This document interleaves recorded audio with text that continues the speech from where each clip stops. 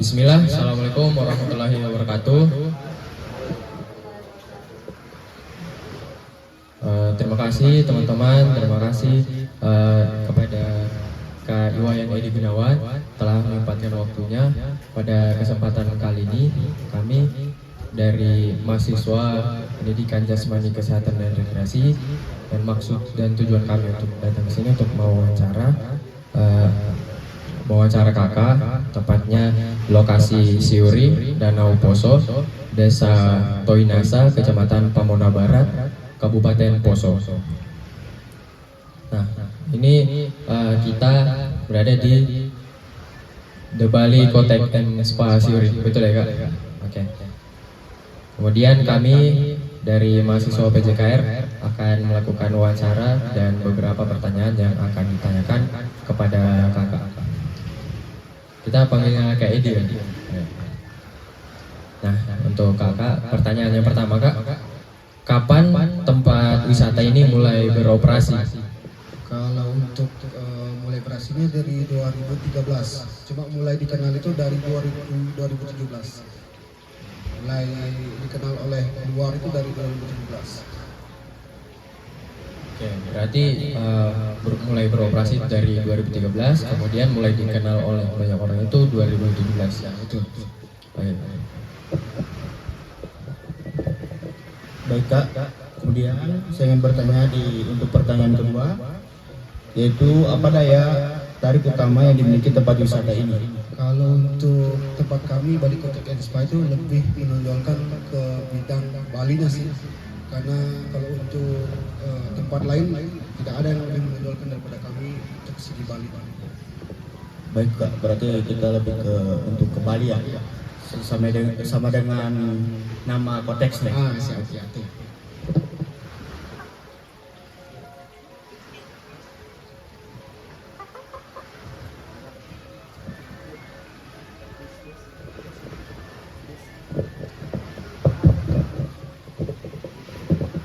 Ya baik kak, di pertanyaan yang ketiga ini saya ingin bertanya kalau untuk rata-rata jumlah pengunjung setiap hari atau per bulannya itu kak? Kalau untuk pengunjungnya sih kita nggak bisa tetapkan sih berapa. Yang jadi patokan kita itu setiap per minggu kan, satu bulan itu kan ada 4 minggu. Jadi kurang lebih itu satu minggu itu paling 10 orang atau lebih ya 10 rombongan gitu. Paling banyak itu satu bulan paling 50 orang atau 60 orang lah. Ya baik kak. Oh, baik kak. Pertanyaan keempat, pengunjung dari daerah mana saja yang paling banyak datang di wisata ini? Kalau untuk pengunjungnya sih untuk sementara untuk tahun ini yang paling banyak itu Morowali dengan Parigi sih kalau menurut saya secara pribadi. Baik kak. Untuk pertanyaan yang kelima, apakah terdapat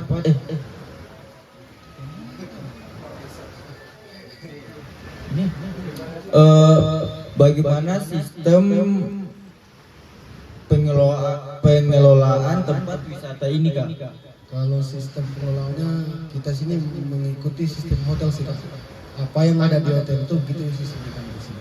Baik secara administrasi, check in, check out, hampir semua kami mengikuti sistem hotel. Berarti ya hampir sama dengan sistem hotel juga ya kak? Terima kasih. Untuk selanjutnya pertanyaan ke 76. Di sini kak ada berapa jumlah tenaga kerja yang terlibat dalam pengelolaan wisatanya? Kalau di luar pimpinan utama, ya ada 7 orang yang aktif secara on di lokasi kami. Kalau total kan CEO dengan pimpinan kan 10 orang. Tapi kami karena pertanyaan kakak tadi cuma karyawan, totalnya hanya 7 orang. Iya. Terima kasih kak. Untuk pertanyaan ketujuh itu kak, tempat wisata ini menyediakan apa saja fasilitas untuk para pengunjung di sini kak? Kalau fasilitasnya sih dari 100%, ada yang 50% dari kami seperti gazebo, aula, tempat karaoke, tempat nongkrong pinggir danau. Selainnya bisa sih tamu juga yang menyiapkan fasilitas seperti dia bawa pemandangan, bakar-bakar ikan, gitu bisa sih. Kita terbuka untuk tamu. Oh, cukup lengkap ya, Kak? Ya. Mungkin pertanyaan selanjutnya. Oke, pertanyaan selanjutnya. Bagaimana upaya pemerintah dalam meningkatkan kualitas sumber daya manusia perwisataan? Kalau sejauh ini sih kalau menurut saya cukup baik, karena di setiap tahun itu pasti ada pelatihan baik secara individu atau secara kantor atau dan lain-lainnya. Kalau menurut saya cukup baik. Oke Kak, makasih Kak. Baik Kak, pertanyaan ke-9. Apa saja kendala yang sering dihadapi dalam pengelolaan wisata? Kalau kendalanya sejauh ini sih nggak terlalu banyak, cuma yang paling signifikan itu sumber daya manusia dengan kemampuan atau talenta dalam bidang usaha. Ya baik, langsung saja ke pertanyaan 10. Bagaimana strategi promosi yang dilakukan untuk menarik wisatawan? Kalau promosi yang dilakukan oleh pihak kami ada berbagai tipe itu Kak. Ada secara manual atau secara langsung, ada yang melalui media sosial seperti TikTok, YouTube atau Facebook dan sebagainya. Ada juga melalui dinas kebudayaan atau Kementerian Pariwisata. Ya baik Kak. Baik Kak, lanjut ke pertanyaan yang ke-11. Apakah terdapat kerjasama dengan pemerintah atau pihak swasta? Kalau sejauh ini sih ada. Seperti Agoda ada. Contohnya seperti apa? Contohnya seperti Kementerian Pariwisata kita kerjasama kan untuk Agoda, Traveloka seperti yang pihak swasta gitu ada. Seperti tiket-tiket online ada kan. Ya baik, ke pertanyaan selanjutnya, untuk prosedur keamanan bagi pengunjungnya bagaimana Kak? Kalau prosedur keamanan itu tergantung dari pengunjungnya lagi, tapi kami di sini punya SOP tersendiri, gitu. Baik secara CCTV atau oknum-oknum yang menjaga, kayak security ada. Tapi untuk tingkat keamanan kami jamin ada SOP tersendiri. Oke, lanjut Kak. Kalau di sini tersedia layanan pemandu wisata. Kalau layanan pemandu wisata ada Kak, seperti guide ada, ready. Ada berapa orang?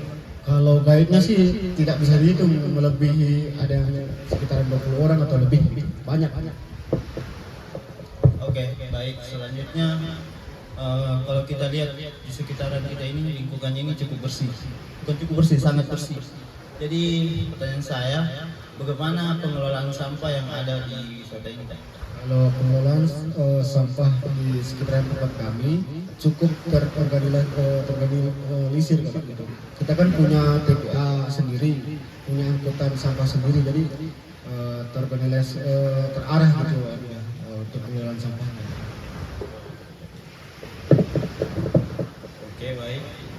Pertanyaan selanjutnya, apakah ada kegiatan jaga lingkungan yang sudah jalan di wisata ini? Kalau untuk kegiatan jaga lingkungan itu ada Kak.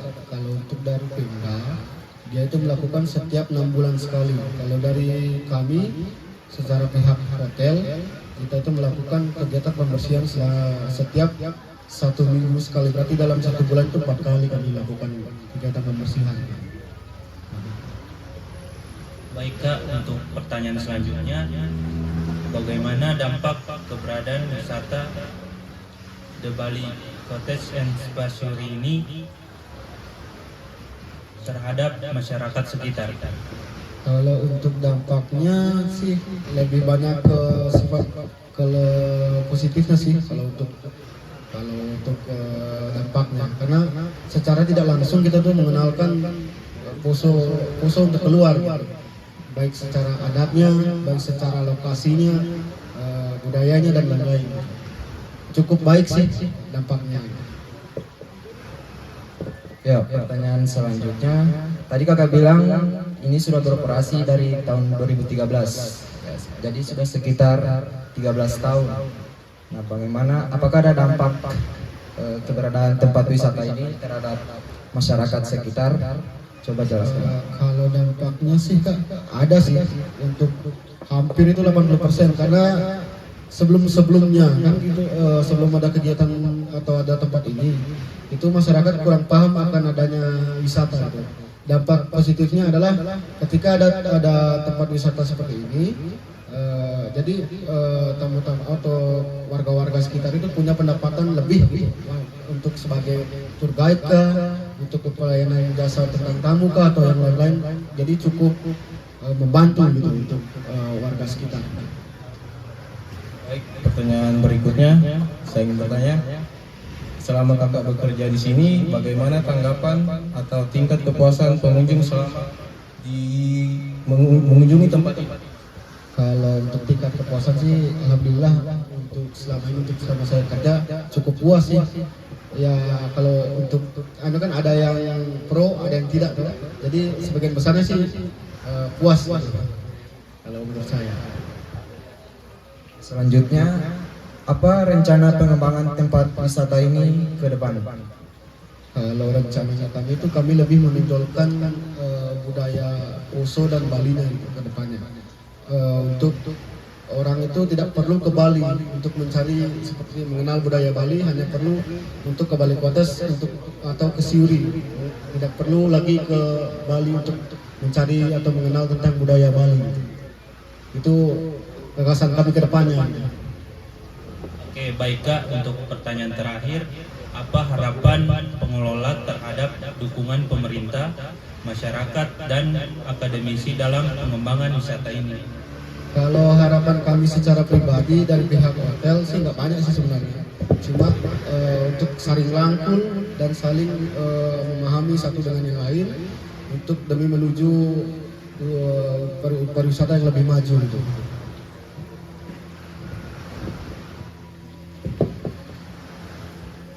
Ya, kita ke pertanyaan terakhir, yang dimana bagaimana upaya menjaga kebersihan kawasan wisata ini, Kak? Kalau upayanya kami itu untuk kebersihan udah cukup banyak sih, Kak. Kita untuk seperti melakukan pembersihan setiap minggu, pengecekan lokasi-lokasi yang bisa kotor gitu. Untuk sebagainya lagi kayak pembersihan lingkungan, menyiapkan tong-tong sampah di sekitaran tempat-tempat wisata dan sebagainya. Kalau untuk menjaga kebersihan pasti kami kedepannya untuk kami akan tingkatkan lagi seperti itu sampah. Tapi otomatis sudah kami siapkan fasilitas yang cukup untuk kebersihan. Ya, ini apa saja inovasi yang dilakukan untuk meningkatkan kualitas pelayanan di tempat ini? Kalau untuk inovasi meningkatkan pelayanan, kami sering melakukan pelatihan secara individual, kelompok, dan sebagainya. Ruang lingkupnya seperti pelatihan making, pelayanan, housekeeping, dan sebagainya.